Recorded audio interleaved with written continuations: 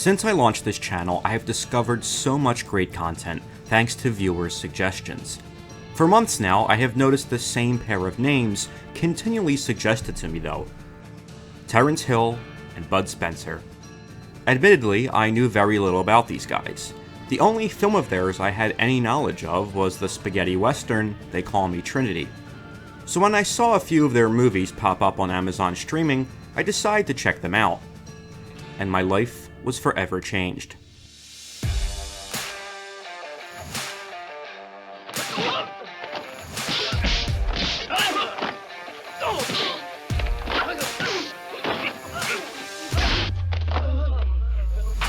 How to describe Bud Spencer and Terence Hill to those unfamiliar with them?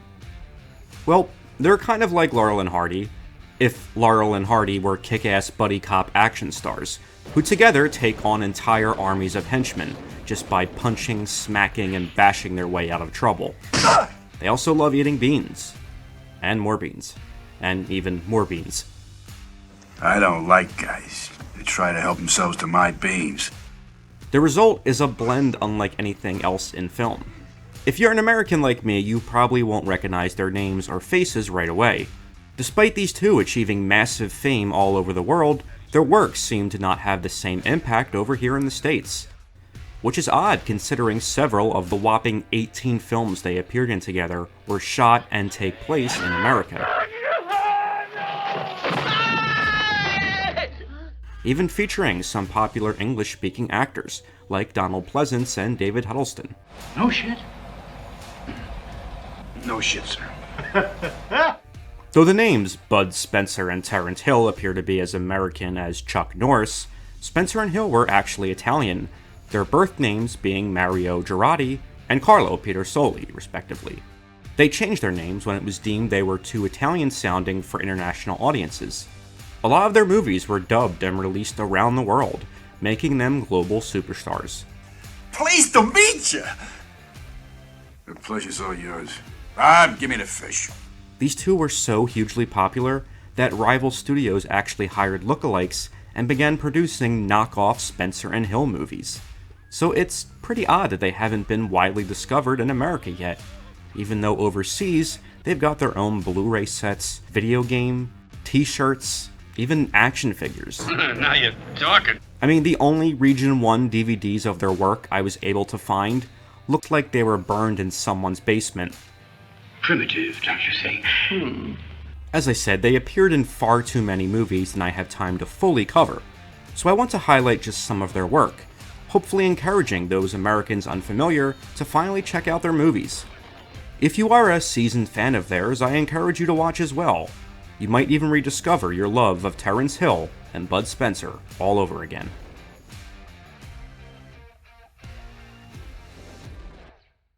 Though they first achieved fame in the spaghetti western genre during the 60s, their career as a team would stretch far beyond that, continuing through the 70s, 80s, and even one movie in the 90s. Their movies are a little cheesy at times, but Hill and Spencer fully embraced that, resulting in this distinct charm that I've seen few other action franchises emulate.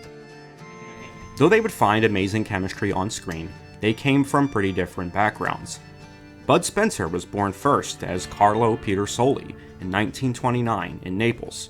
In his youth, he was actually an Olympic swimmer, participating in the 1952 Summer Olympics. With his natural athletic build and stature, Spencer eventually segued into a natural career in acting. Terence Hill was born as Mario Girardi in Venice in 1939.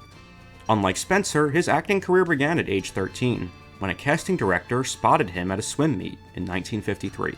Though they both appeared in separate scenes in an Italian adventure movie called Hannibal in 1959, their first movie as a pair happened by pure chance. It was in 1967 that Spencer was cast alongside Italian actor Peter Martell in a spaghetti western to be called God Forgives, I Don't, which is an excellent title.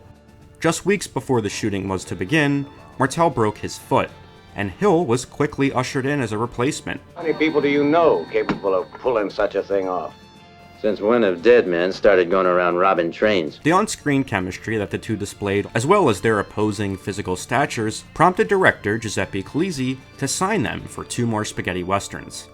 Though this trilogy of films established Hill and Spencer as a duo, it was another series of spaghetti westerns that would cement their fate as a team, the Trinity movies. Made in 1970 and 1971, these two films, helmed by Enzo Barboni, redefined the genre, creating a new type of Italian western with more emphasis on humor and less on killing. The result, an action-packed comedy vehicle that perfectly complemented Hill and Spencer's screen personas.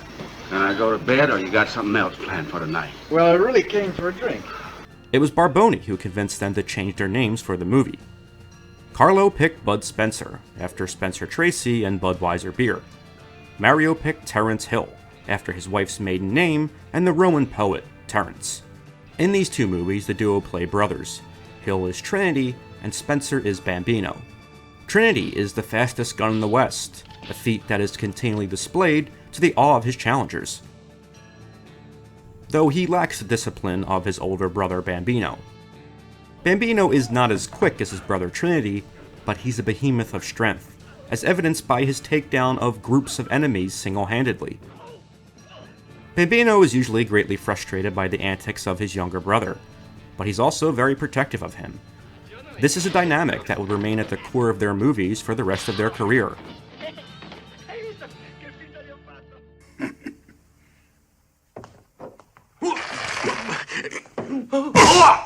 Eventually, they would make the leap to a modern setting. Well, modern as in the 70s and 80s, as marked by their awesome style, in particular Bud's incredible members-only jackets. Okay, I got it now. Hey, watch out! You could have choked yourself. In their movies, Hill always played the more carefree, happy-go-lucky member of the two, and would often drag Spencer's more stern, serious characters into his trouble, when all he really just wanted to do was relax and eat his meals in peace. Sorry, pal, they're mine.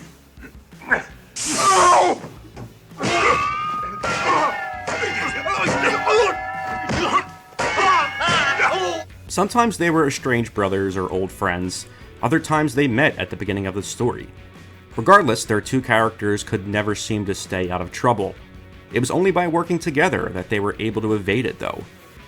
I'm sorry. Don't worry. Mainly by punching everything in sight.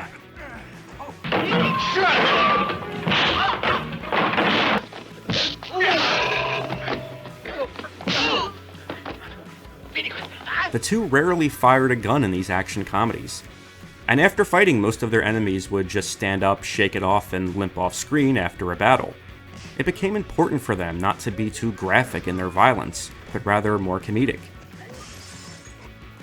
In your pictures, nobody gets killed, there's no real blood. Is that something important to you? Yeah, it's very important to us. Terence and I, we don't like the violence, and for this reason our violence is comic violence. Oh, hey, let me see that.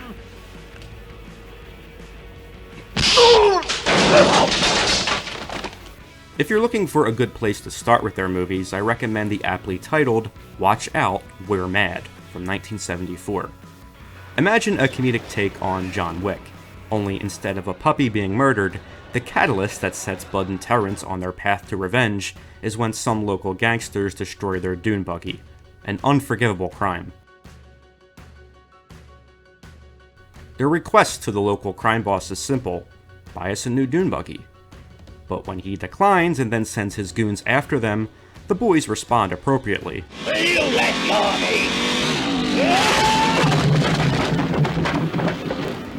As I mentioned, a good portion of their work was dubbed in many different languages.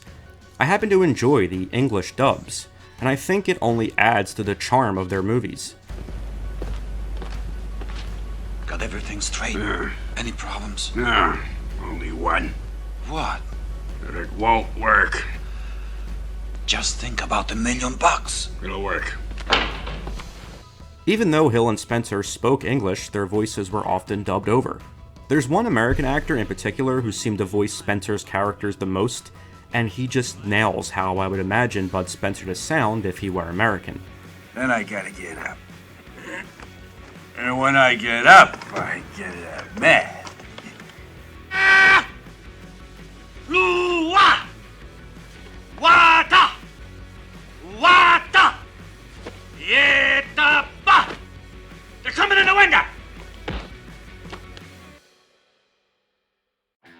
of the secret to their on-screen chemistry was that Bud and Terence were also great friends behind the scenes. While a lot of action movie stars clashed over equal screen time or top billing, these two never involved ego in their partnership, and had such a carefree approach to the business side of filmmaking that it really elevated their work.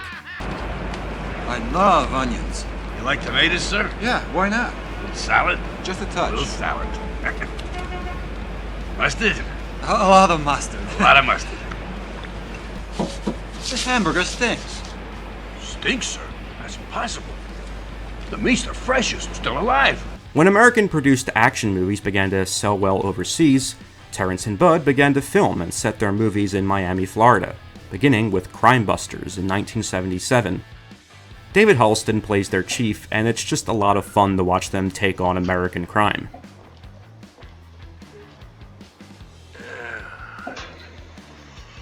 Again, Terence displays this quick agility when fighting, while Bud just kind of bashes and smashes his way through multiple enemies. Learn your lessons, have you? He does this great open fist slap that's just so pleasing to watch.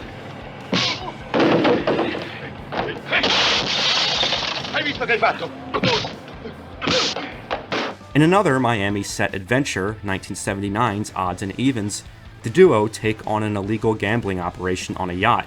Look who's here!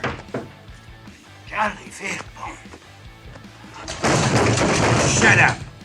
And also save some dolphins in the process.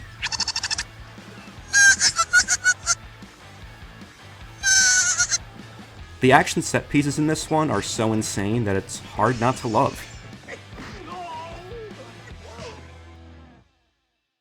The film of theirs which has the craziest plot in my opinion is 1984's Double Trouble, in which Bud and Terence are hired as the spitting image lookalikes of two Brazilian millionaires whose lives are in danger.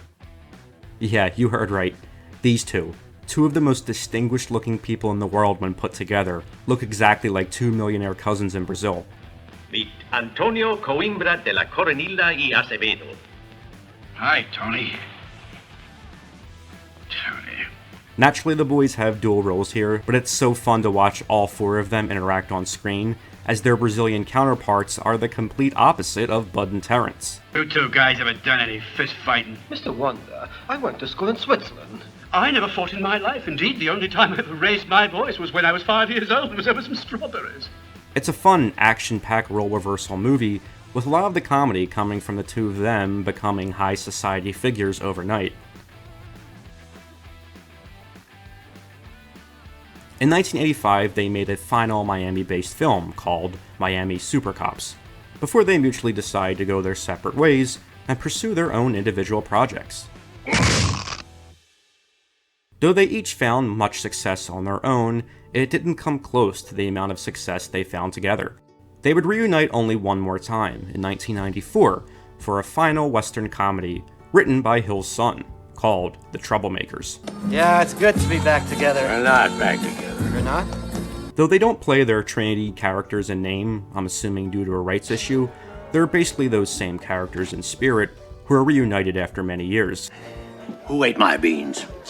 It's a fun movie that showed audiences they still had it after nearly a decade apart. Sadly, it was a one-time reunion, and the two would never work on screen together again. Bud Spencer passed away in 2016 at the age of 86. Terence Hill is still active and making movies today. As I said in the intro, this video really doesn't do them justice. Their movies truly feel unlike any other movies I have seen before.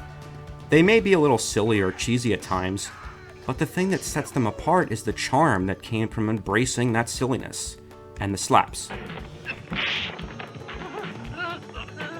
And the beans.